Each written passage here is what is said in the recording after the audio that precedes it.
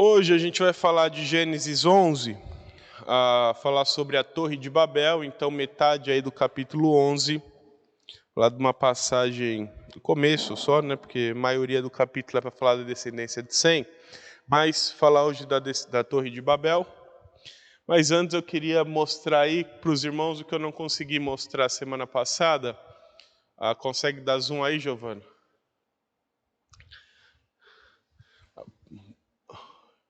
Isso, mais. Aí tá bom. Dá para ver? Ou tá pequeno? Dá para enxergar? Aqui é só para mostrar mais ou menos como foi a divisão daquele quadro de nações que eu dei de Gênesis 10, mostrar para onde cada um foi mais ou menos, seguindo aí a ideia aí do capítulo 10 de Gênesis. Então você vê em vermelho a descendência de Jafé, mais para as ilhas, para o norte. Você vê em verde a descendência de Cã, indo para o leste, indo para a África, e em azul a descendência de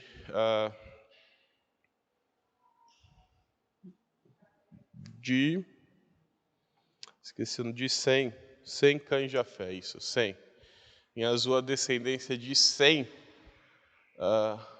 ali na região da Mesopotâmia, tudo mais. Então, era só para mostrar para os irmãos aí o que eu queria mostrar, mas por conta do nosso acidente aí, o incidente tecnológico, eu não consegui mostrar.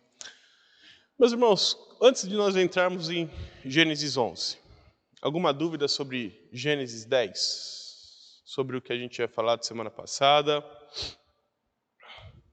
O quadro das nações aí, mostrando que é muito mais do que uma simples genealogia, mas para mostrar como se desenvolveu a geração depois de Noé, os filhos de Noé.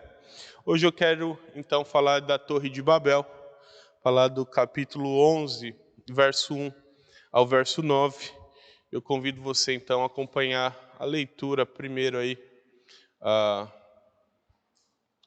desses 9 versículos. A gente vai voltar neles depois com calma, mas vamos ler tudo primeiro, aproveitar que é pouca coisa, e a gente volta depois. Gênesis 11, do 1 ao 9, diz assim: Ora, em toda a terra havia apenas uma linguagem e uma só maneira de falar. E sucedeu que, partindo eles do Oriente, deram com uma planície na terra de Sinar, e habitaram ali. E disseram uns aos outros: Vinde, façamos tijolos e queimemo-los bem. Os tijolos serviram-lhes de pedra e o betume de argamassa. Disseram: Vinde, edifiquemos para nós uma cidade, e uma torre cujo tope chegue aos céus, e tornemos célebre o nosso nome, para que não sejamos espalhados por toda a terra. Então desceu o Senhor para ver a cidade e a torre que os filhos dos homens edificavam, e o Senhor disse: Eis que o povo é um, e todos têm a mesma linguagem, isto é apenas o começo. Agora não haverá restrição para tudo que intentam fazer. Vinde, desçamos e confundamos ali a sua linguagem, para que um não entenda a linguagem de outro. Destarte o Senhor os dispersou dali pela superfície da terra, e cessaram de edificar a cidade. Chamou-se-lhe por isso o nome de Babel, porque ali confundiu o Senhor a linguagem de toda a terra, e dali o Senhor os dispersou por toda a superfície dela. Esse é o texto, então, meus irmãos, de Gênesis 11, 1 a 9, sobre a Torre de Babel. Eu quero dividir a aula em 6 momentos curtos. O primeiro é a apresentação do que acontecia na época da construção da torre, no versículo 1. Depois a gente vai falar um pouco sobre a construção da torre em si, no versículo 2 e versículo 3. No versículo 4 nós falaremos sobre o propósito, qual era a intenção dos construtores ao fazerem aquela torre. No capítulo 5 nós falaremos dessa visita que o Senhor faz. No versículo 6 a 8 nós apresentaremos a resposta de Deus e no versículo 9, qual é a conclusão da história, tá? Essa é a divisão da nossa aula, sempre tendo aplicações aí durante essas apresentações, esses momentos. E eu quero começar falando então do que acontecia na época da Torre de Babel, que está no versículo 1. Eu convido você a ler de novo esse versículo comigo, que diz assim: ora, em toda a terra havia apenas uma linguagem e uma só maneira de falar. Quando a Bíblia diz que só havia uma linguagem e uma maneira de falar, o que você entende? Quando Deus fala que na terra havia apenas uma linguagem e uma só maneira de falar, é importante dizer que os eventos aqui aconteceram, há dúvidas, alguns acham que 130 anos após o dilúvio, outros colocam 340 anos após o dilúvio. Então você vê que há um tempo relativamente curto entre o dilúvio e a arca, entre o fim do dilúvio e o começo da Torre de Babel. Então, não foram todas as descendências apresentadas em Gênesis 10 que estavam na Torre de Babel. Quem estava na Torre de Babel? A descendência de Nimrod. Eu vou explicar isso com calma no versículo 2, mas eu quero que você entenda aqui que foi a terceira, a quarta geração que participaram da construção da Torre de Babel. O mundo já não estava repovoado e aí todo mundo juntou lá para fazer uma torre. Não, o evento da torre acontece aí, provavelmente dentro da descendência de Cã, através de Nimrod e a turma dele, porque a Bíblia deixa claro que Nimrod, ele faz o seu reino, lá no versículo 10, Gênesis 10, 10. O princípio do seu reino foi em Babel. Então lembra, a Torre de Babel, não é porque Babel era o nome da torre, mas é porque Babel era o nome da cidade onde ficava a torre. É igual o Jardim do Éden. É Jardim do Éden porque o Éden é o local onde ficava o jardim. Então, Torre de Babel é o local onde ficava a torre na cidade de Babel. E aqui diz que a terra tinha apenas uma linguagem. Eu quero começar dizendo aqui que a tradução melhor para essas palavras, linguagem e maneira de falar, para maneira de falar é melhor palavras únicas. E a ideia é que havia uma língua original, que não havia essa língua original. A gente às vezes acha que não, porque lá em Babel existia uma língua só, todo mundo falava, sei lá que idioma, falava em hebraico, aramaico, sei lá que já. Tem um rapaz na internet que fala que falava uma língua dos anjos. Aí, não sei quem já viu esse vídeo, chega a ser cômico. Que Adão falava na língua dos anjos, Noé falava na língua dos anjos, e nada a ver com nada isso daí. Mas a gente também não sabe qual era o idioma. Mas a ideia não é que tinha um idioma único no planeta nessa época. A ideia é que eles começaram a usar um idioma estrangeiro para se comunicar. Tanto que o termo se refere a idiomas estrangeiros. Então, não uma língua nativa, mas para se referir a idiomas estranhos, de fora. A ideia é que, quando diz que eles tinham uma só maneira de falar, não é que eles tinham uma língua mãe, todos, mas é que todos criaram uma língua franca para se comunicar. Algo parecido com o que aconteceu com o grego na época de Jesus. Lembra? O grego era de tal modo entranhado na cultura dos povos que Jesus não falava em grego. Jesus falou em aramaico, mas a tradução da Bíblia, a escrita da Bíblia, acontece em grego, para todos os povos, porque todos os povos entendiam o grego. Não era a língua mãe, mas eles entendiam aquilo, por isso que convencionou-se a escrever em grego. Pensa só, escrevendo lá para Roma. Roma tinha uma língua, os irmãos conhecem a língua dos romanos, que é o latim. Eles já falavam latim naquela época. Só que eles conheciam também o grego. Então Paulo, quando escreve aos romanos, ele não escreve em latim, ele escreve em grego. Quando ele escreve para a Palestina,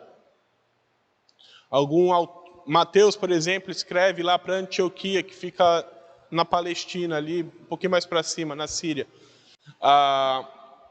Ele não escreve na língua mãe, ele escreve no grego koiné. E assim todos os autores escrevem em grego, porque o grego era uma língua franca, uma língua que todo mundo literalmente conhecia, do mais pobre ao mais rico. Todo mundo sabia o básico do grego, mais do que o inglês é hoje. Se eu falar para você, olha, se você precisar fazer uma viagem de negócios, você precisa comunicar em qual idioma lá? Você vai falar para mim que provavelmente em inglês. Só que aí eu volto à pergunta, você sabe falar inglês? Talvez muitos saibam, talvez muitos não saibam. Se eu começar a escrever em inglês aqui, começar a pregar em inglês o sermão na igreja, primeiro que eu já não vou saber comunicar muito bem, e os irmãos também talvez não entendam muito bem. A gente considera o inglês hoje uma língua franca, usada pelo mundo todo, porque mas o grego era muito mais do que isso. O grego era literalmente a língua que o escravo conhecia, que o rico conhecia. E assim tem-se a ideia de que na época do Babel criou-se uma língua franca para eles se comunicarem. Então, existem relatos arqueológicos de idiomas muito antes do Babel.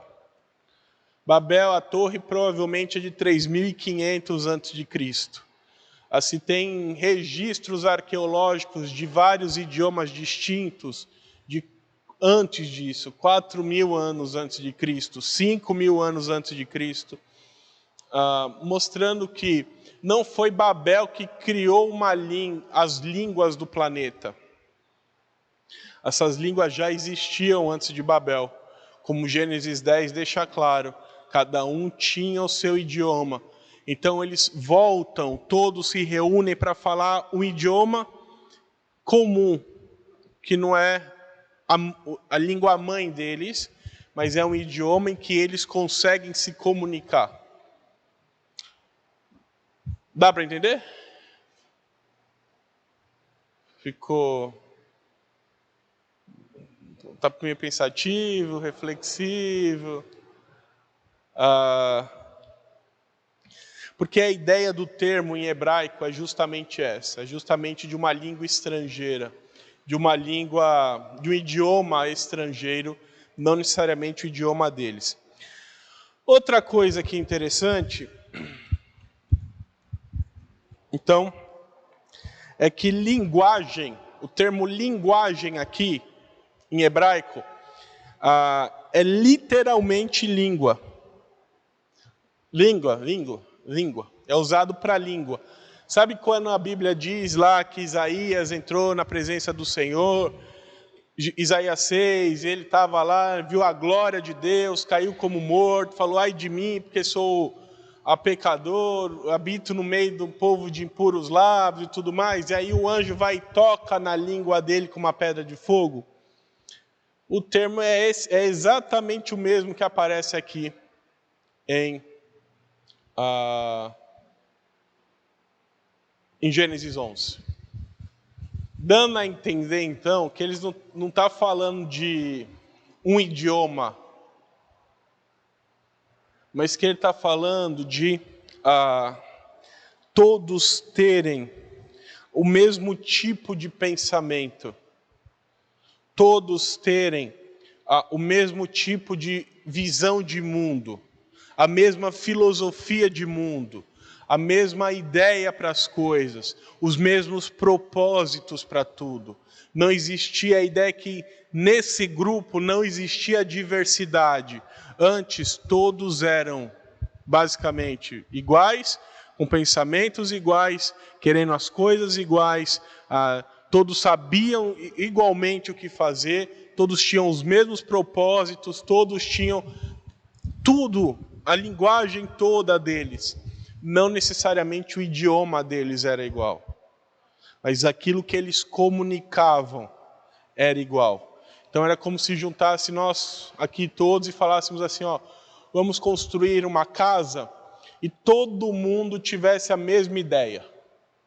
Não, vamos. A casa vai ser assim, assim, todo mundo assim. Isso, aí o outro fala, é assim, todo mundo concorda. Só, todo mundo pensando a mesma coisa, com a mesma ideia, com a mesma visão de mundo, os mesmos valores, tudo em comum. Isso é a melhor ideia para entender que eles tinham uma só linguagem. É entender que a cultura era igual, os costumes eram igual, as ambições eram iguais, o modo de pensar era igual, ligados então a essa língua franca que eles desenvolveram, junto com o modo de pensar igual deles, para construir essa torre em Babel. Então, Deus, quando muda, ele não muda só a linguagem. Provavelmente ele nem mudou a linguagem, ele mudou o conteúdo da linguagem, o conteúdo da conversa. Literalmente, olha, a gente pensava igual, mas agora eu não quero mais isso aqui não. Eu não quero mais isso, eu não quero mais isso. Ninguém quer nada, cada um vai para sua casa. Os incomodados que se mudem, todo mundo se mudou. Falou, então, tchau. Mas, então, a gente pode entender melhor assim o texto de Gênesis. Não que existia uma linguagem mãe universal, mas que eles tinham uma língua mãe universal, mas que eles tinham uma mesma linguagem, exatamente os mesmos planos, os mesmos ideais, os mesmos valores, a mesma cultura, e desenvolveram uma língua para eles se comunicarem, apesar das diferenças de línguas que eles tinham. Eles desenvolveram essa língua aí para a comunicação deles ser melhorada. Então, sobre o mundo como ele se encontrava é isso. Principalmente a descendência de Cã e os outros descendentes aí. Então, você não vai ver, por exemplo, só um exemplo, tá? Abraão não estava na Torre de Babel. Talvez Peleg tivesse, não sei, não dá para saber, que é o descendente de Abraão. O que dá para saber é que não foi no fim de Gênesis, não estava lá 70 nações reunidas e juntaram para fazer a Babilônia. Foi no meio, como vai ficar claro aí do verso 2 ao verso 3.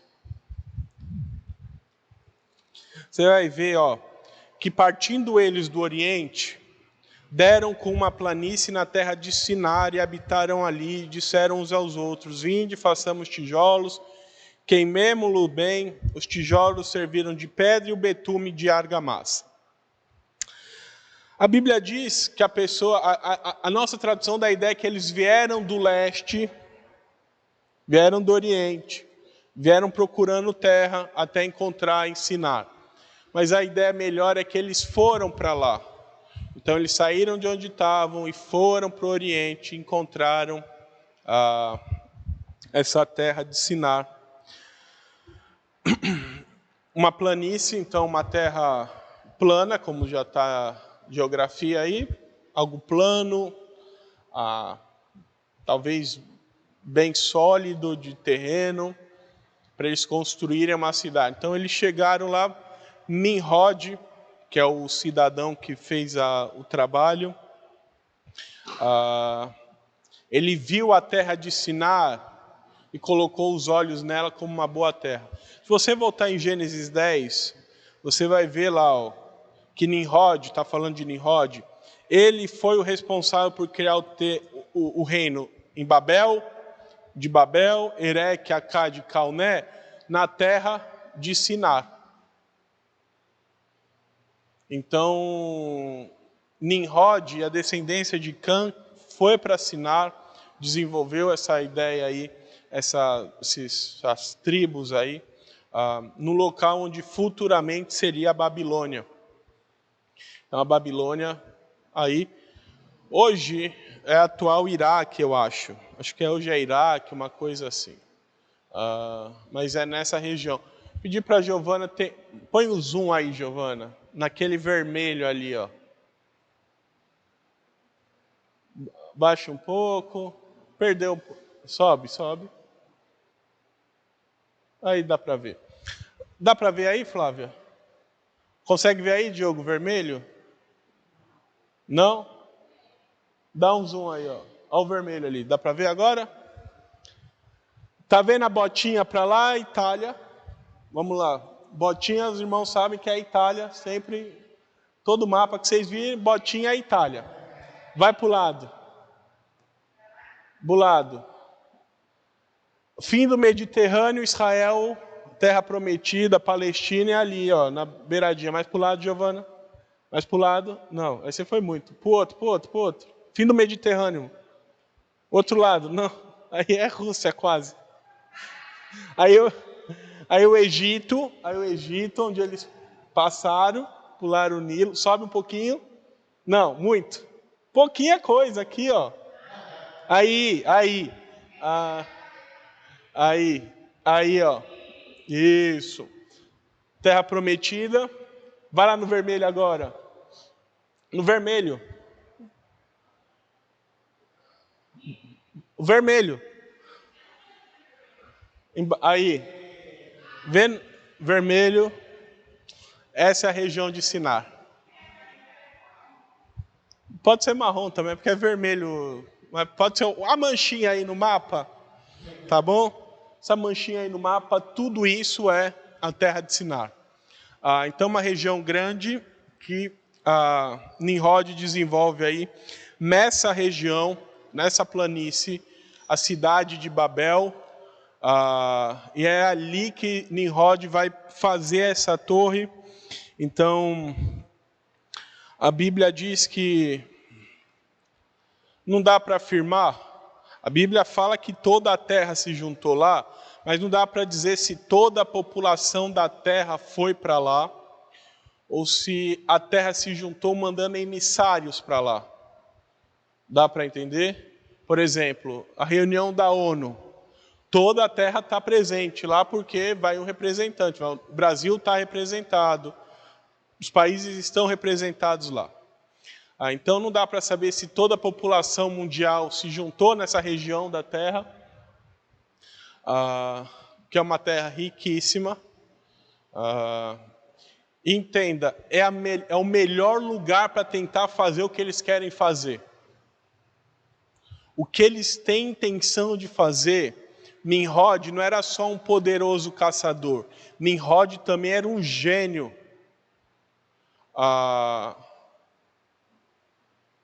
Militar e civil, talvez militar também, mas militar sim, porque diz que ele era poderoso, mas era um gênio para o mal, assim se a gente pode dizer.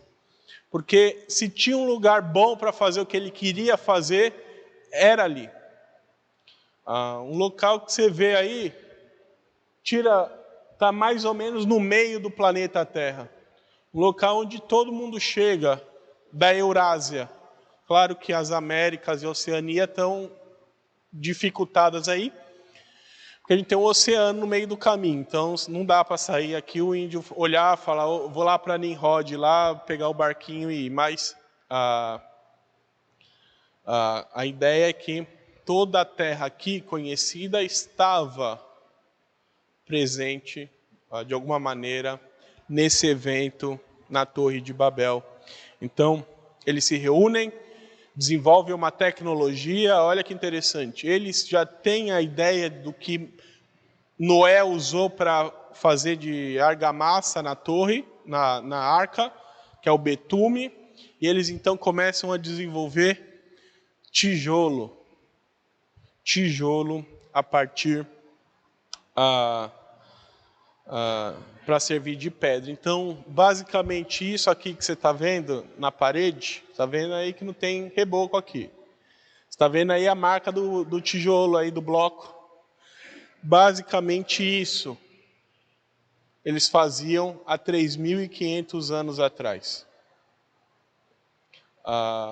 Essa é a tecnologia que eles desenvolveram. E os irmãos vão ver que a torre, a tecnologia é tanta que a torre, a gente acha que prédio, que a gente conhece prédio grande, a torre tem mais de 18 andares de altura. Pega um prédio de 18 andares, a torre é maior que ele. Então, essa era a tecnologia desse povo. A gente às vezes julga que os antepassados aí, a galerinha era burra, que não sabia fazer nada, que era tudo imprestável, que tecnologia só existe agora. Respira, porque eles sabiam muito bem fazer as coisas, desenvolver coisas, construir coisas grandiosas, e assim fizeram, fabricando, queimando aí o tijolo, juntando com betume, uma obra grandiosa, valiosa, para aquilo que eles queriam fazer. Certo? Então, quanto à terra de Sinar, essa é a terra grande que ele desenvolve todos esses reinos. Nimrod vai para lá, junto com a descendência de Cã, depois forma a Babilônia, vem dali. Sobre o propósito da construção, melhor, sobre a construção em si, alguma dúvida? Eu vou mostrar uma foto, eu vou pedir para a Giovana já colocar, porque no versículo 4 diz assim: disseram, então, olha, lembra o propósito, lembra que eles tinham uma linguagem só? Olha como eles dizem, porque eles têm o mesmo propósito. Então, a Nimrod ao cabeça mas toda a humanidade presente lá queria a mesma coisa, então eles disseram: vinde, edifiquemos para nós uma cidade, que é Babel, e uma torre cujo topo chegue aos céus, e tornemos célebre o nosso nome, para que não sejamos espalhados por toda a terra. Olha a intenção deles, é a mesma. O que eles querem fazer é a mesma coisa. A ideia da Bíblia é que ninguém chegou e falou assim: gente, eu acho que uma cidade não é a melhor ideia. Acho que a gente podia construir um porto. Ninguém falou isso. Todo mundo entendeu e todo mundo tinha a mesma linguagem, que vamos construir uma cidade com um zigurate no meio dela, que é o nome oficial para a Torre de Babel. Porque se você vê aí... Pode ser essa, Giovana, pode ser essa. Era outra, mas pode ser essa, que essa daí já mostra bem. Essa daqui é só para mostrar, tá? O que era mais ou menos a torre. Então, dá para ver aí? Dá? Escadaria, aquele topo lá chegava, a ideia era chegar no céu. Vamos lá, não era uma torre, tá? A gente chama de torre, mas não era uma torre igual a gente conhece, que é aquela coisa redonda que sobe igual castelo, não. Era um zigurate, que era um templo, e durante muito tempo foi o modo de se construir templos na Babilônia. Então, era um templo que eles estavam erguendo. Pode pôr o outro.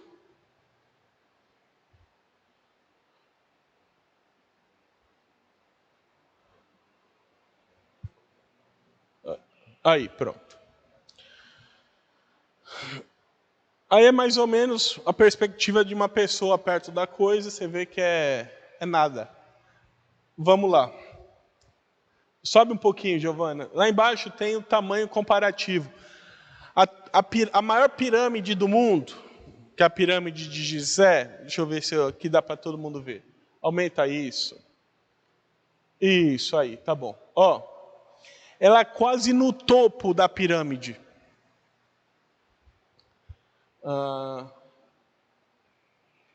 Aqui embaixo tem um prédio, tá vendo do lado ali, ó, do lado aí, isso é um prédio de 16 andares, comparado ao que foi o zigurate. Então você vê aí que, você acha que você já viu prédio grande na sua vida, esse prédio é maior que os que você conhece. Não sei se aqui em Praia Grande tem algum prédio grande assim. Deve ter, que agora tem um monte de construção aí. Mas quantos andares tem lá no prédio que você mora, Rivaldo? 12? Não chega perto. Aquele que a gente foi tinha quantos, Edmilson? Tinha uns 20 ali, não? 18? É desse tamanho, basicamente. Já era... Confessar aos irmãos aqui, eu fiquei assustado com o tamanho do prédio. Eu fiquei assim, que prédio gigantesco. Metade da coisa. De comprimento assim, ó, tá vendo aquele campo de futebol ali, ó? Ele tá colocando, era um quadradão gigante, ali tá falando que é do tamanho de um campo de futebol americano. Comparação de americano é com futebol americano. E aqui eu vou ajudar os irmãos que um campo de futebol americano, ele tem 100 metros, 100 jardas, que dá 100 metros, dá 99,9 metros, mais 10 jardas de end zone. Então, ele tem aí 120 metros. Dá para falar que tem uns 100 metros de base aí. 100 metros de base é basicamente o tamanho dessa rua aqui, ó. É basicamente você pegar, tirar todas as casas desse quarteirão, fazer tijolo nela toda, tudo, e construindo algo até ter lá os seus 30 andares, 32 andares. Esse foi o tamanho da obra.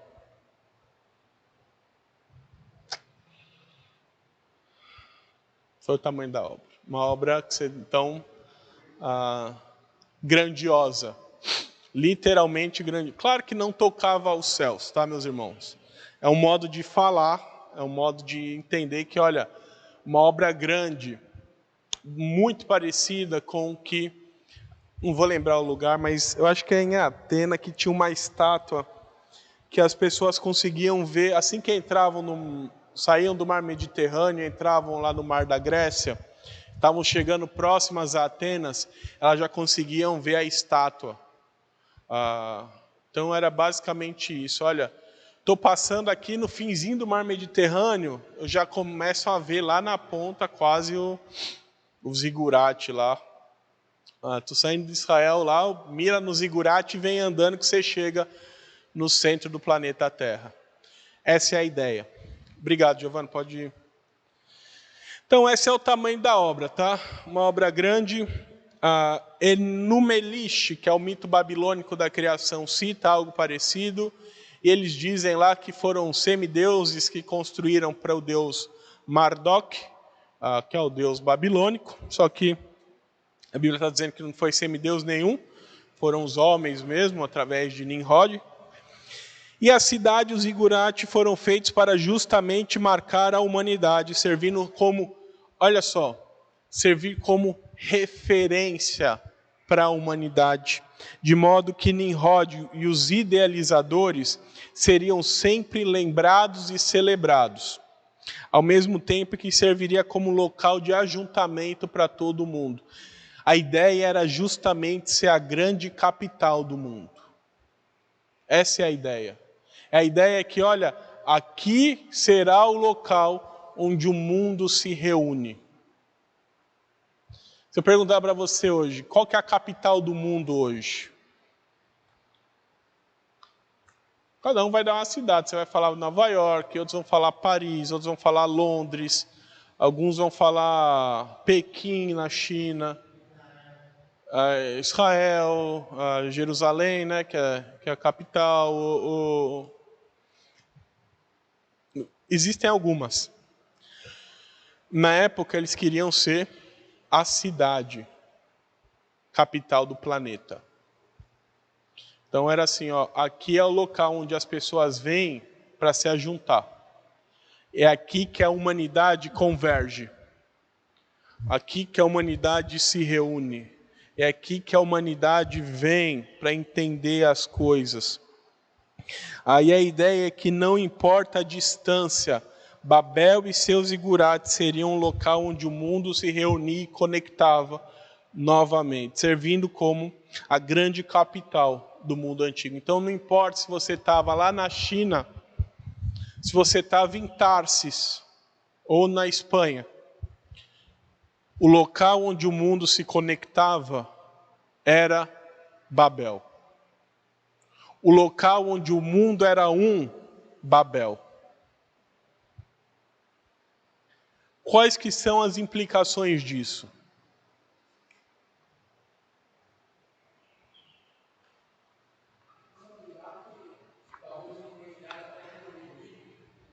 Influenciado por? Influenciado por? Ah, tá, sim. Ótimo, sim. Sim.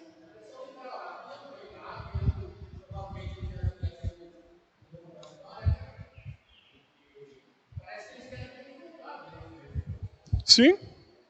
Ah, eles, sim, sim, sim. Eles querem tomar o lugar de Deus. Essa é a ideia mesmo. Ah, que mais? O que um local ser o centro do planeta muda na vida das outras pessoas?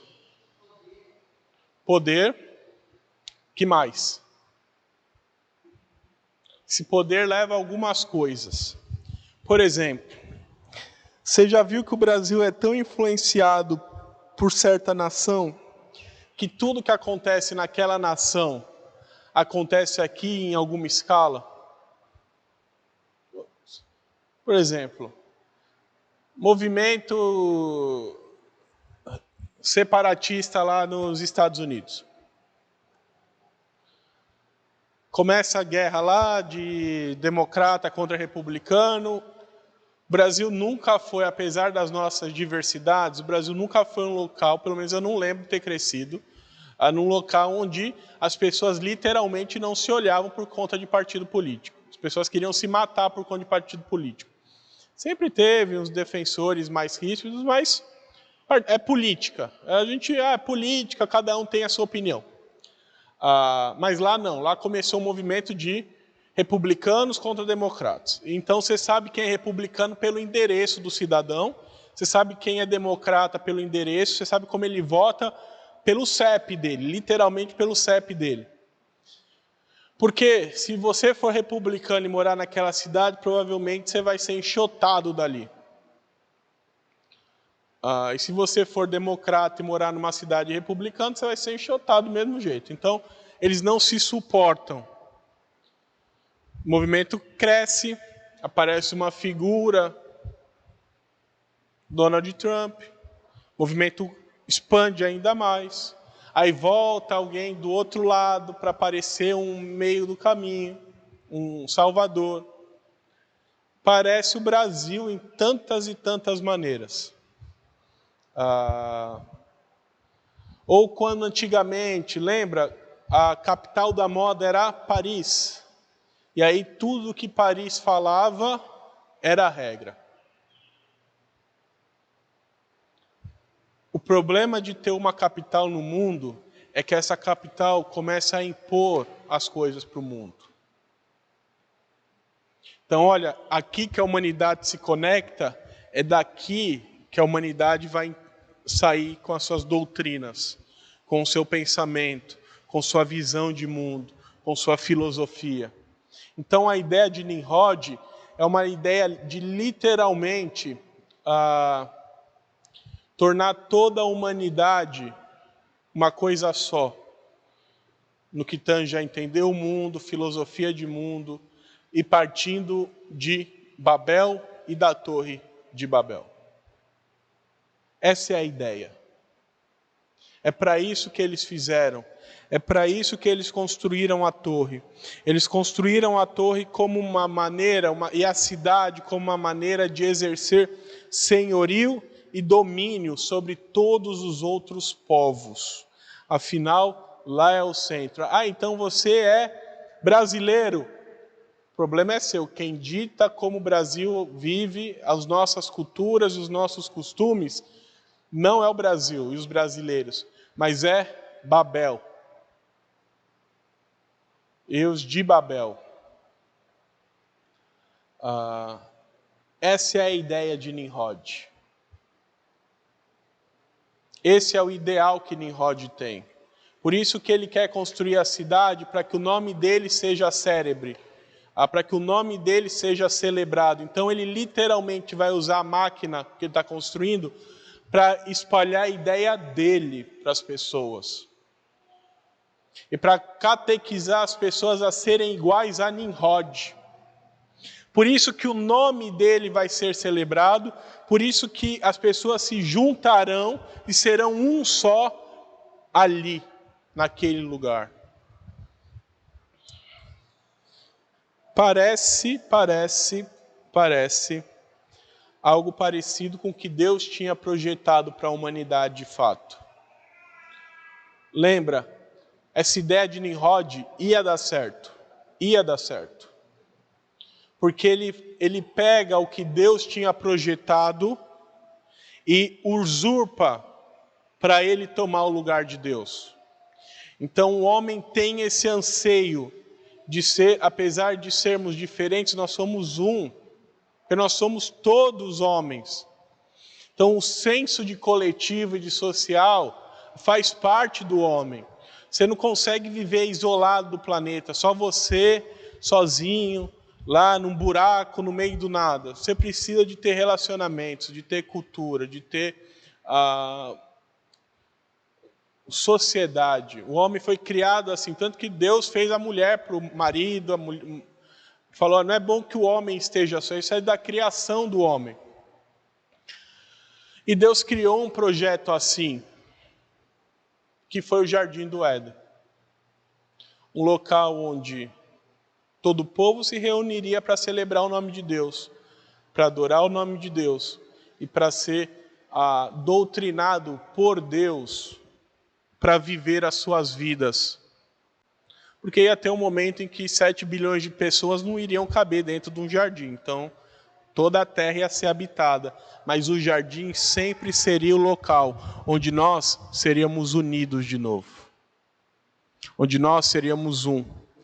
E Nimrod está tentando fazer exatamente isso com Babel.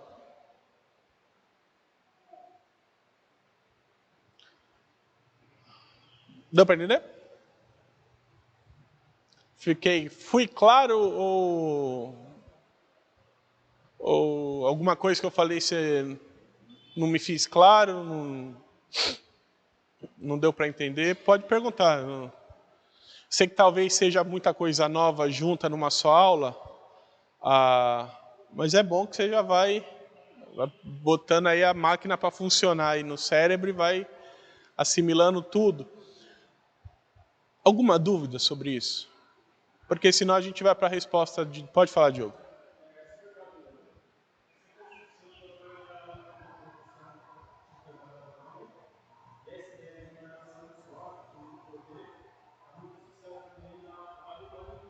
Tá.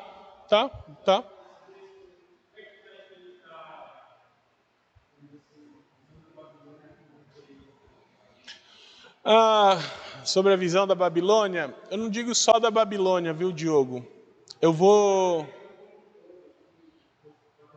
Sim, mas eu vou dizer que a Babilônia, ela vai herdar isso. Isso vai ser característico. Eu falei semana passada que a história explica muita coisa das coisas que acontecem. Porque algumas culturas, elas são moldadas e a gente acha que muda, mas não mudou tanto. Então a Babilônia cresceu com esse intuito e ela quis estabelecer essa vontade depois. Tanto que a primeira coisa que ela faz quando toma as nações, é mudar o nome das pessoas. Então lembra de Daniel? Daniel teve o nome mudado. O seu nome é nome israelita. Eu não quero isso não. Aqui na nossa cultura, você tem outro nome.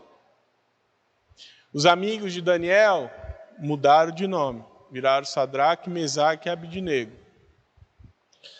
Por que isso? Porque eles estão querendo mudar a cultura. Eles estão querendo trazer o povo para uma ideia só, que é a ideia da Babilônia.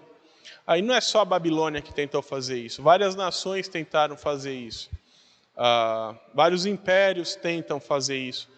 Várias formas de governo ainda nos nossos dias tentam fazer isso. Então, você pega, por exemplo, um governo comunista, o que ele quer? Fazer isso. Ele quer fazer isso, ele quer moldar as pessoas para que tenham todas a mesma cultura, todos o mesmo pensamento, sejam todos literalmente uns robozinhos assim, programados por eles para a glória deles. E não só eles, mas outras culturas também tentaram, então sempre se tenta isso. O que mais chegou perto, Nimrod, porque o dele ia dar certo. O dele ia dar certo porque Deus não tinha colocado o senso de diversidade no homem ainda, ao que Deus faz como resposta. Por isso que a Babilônia tenta, mas não consegue. Porque o israelita, apesar de estar na Babilônia, ele ainda é israelita.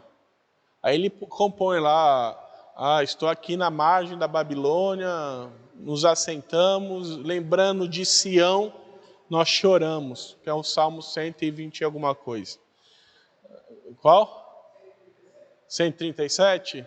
Então, estava lá na margem da Babilônia, nos assentamos, lembrando da terra deles, de Sião, da montanha deles, lá onde ficava Jerusalém, lá eles choram. Por quê? Porque eles têm a cultura deles. Aqui não existia, todo mundo estava prontinho para ser doutrinado por Nimrod. Então Deus aparece na história. Porque pense o estrago que Nimrod ia fazer para a humanidade se Deus não aparece na história. Hoje você ia literalmente ser alguém de Babel, morando longe de Babel. Então, Deus aparece, versículo 5 diz que ele visita a cidade e a torre, que os filhos dos homens edificavam. E diz que Deus vê na bobagem que eles estavam fazendo, o coração pecaminoso deles, desce para averiguar a cidade e a torre. E aqui Deus viu que eles estavam tentando, Deus já sabia que eles estavam tentando replicar a ideia do Éden, que Nimrod estava tentando fazer exatamente o que Deus tinha feito, e que Satanás não só expulsou o homem do jardim, mas agora estava tentando que o homem fizesse algo igual ao jardim do Éden. Deus aparece para dar um basta na obra, mostrando que Nimrod não era uma obra boba, essa da torre. A gente às vezes acha, não, mas eles estavam fazendo uma torre só, deixa eu fazer a torre, qual que é o problema? Deus é maior que isso. Deus é maior que isso de fato, só que isso ia causar um prejuízo na humanidade tremendo. Tremendo. Então Deus aparece para intervir em favor do homem. É Deus colocando um basta na maldade do homem. É Deus colocando um basta na maldade do coração humano. E Deus faz isso até os nossos dias. Uma vez eu falei aqui, eu não sei quantos irmãos lembram, que o homem tem o mesmo potencial que Satanás para fazer o mal. Porque ele pecou. Então ele é depravado, ele tem o potencial para fazer o mal. Por que ele não faz? Porque Deus freia. Porque Deus bota freios no homem. Alguns freios são as leis, o Estado. Outros freios é ele mesmo aparecendo, falando, calma aí, vou mudar isso aqui, que senão isso daqui não vai dar certo. Então, Deus coloca esse freio na humanidade, e aí ele dá a resposta no verso 6 ao verso 8. É que é importante a gente destacar uma questão que é que ele conversou com ele mesmo. Então a Bíblia diz aí, o Senhor disse, eis um povo, todos têm a mesma linguagem, Isso é apenas o começo. Então olha só o que Deus está estabelecendo. Essa ideia de doutrinar, de ser o local do mundo, de ser a capital do planeta, de construir um local onde eles seriam celebrados a eternidade toda, ou até a terra durar, melhor dizendo, até o fim dos tempos, era só o começo do pior, que dava para ser pior que isso. Então Deus intervém e diz, olha, porque não haverá restrição porque essa humanidade vai tentar fazer. É literalmente Deus falando, eu não vou deixar a obra dar certo, porque senão eles não vão ter freios para fazer toda a maldade que eles querem no mundo. Então Deus estabelece os freios, ele diz, vinde, desçamos e confundamos, mostrando uma linguagem aqui que dentro da Trindade eles têm o mesmo propósito. Lembra que usou lá no começo, façamos a imagem lá, façamos uma cidade, construamos para nós, tornemos o nosso nome célebre, mostrando um propósito de linguagem. Aqui a Bíblia está deixando claro que Deus também tem um propósito de linguagem. E eles descem, confundem a linguagem, para que não entenda a linguagem do outro. E o Senhor os dispersou dali e cessaram de edificar a cidade. Então Deus estabeleceu o propósito de acabar com a obra.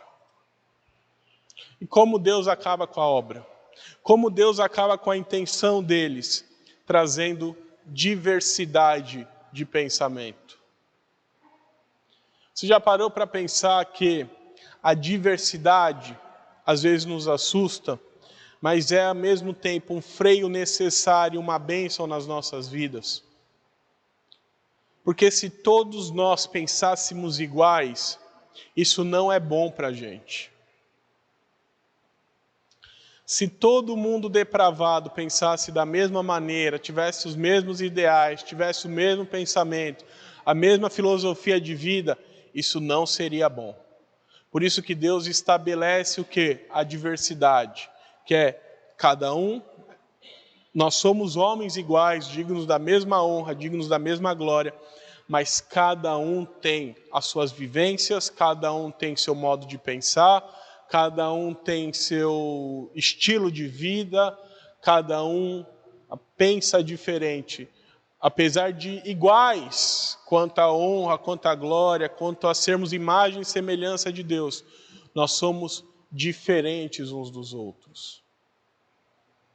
E essa diferença, ela é suprimida por Deus lá em Atos dos Apóstolos. Quando ele pega todas essas nações que não pensavam iguais e começa a voltar elas de novo a pensar juntos na mesma coisa, no mesmo ideal, só que agora no ideal correto, que é o ideal de Cristo.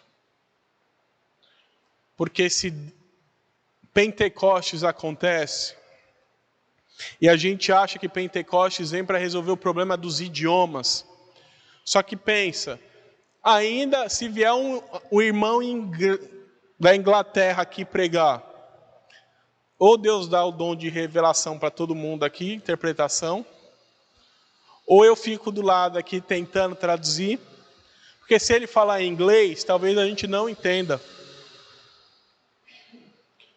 Como que Pentecostes resolveu o problema do idioma, então?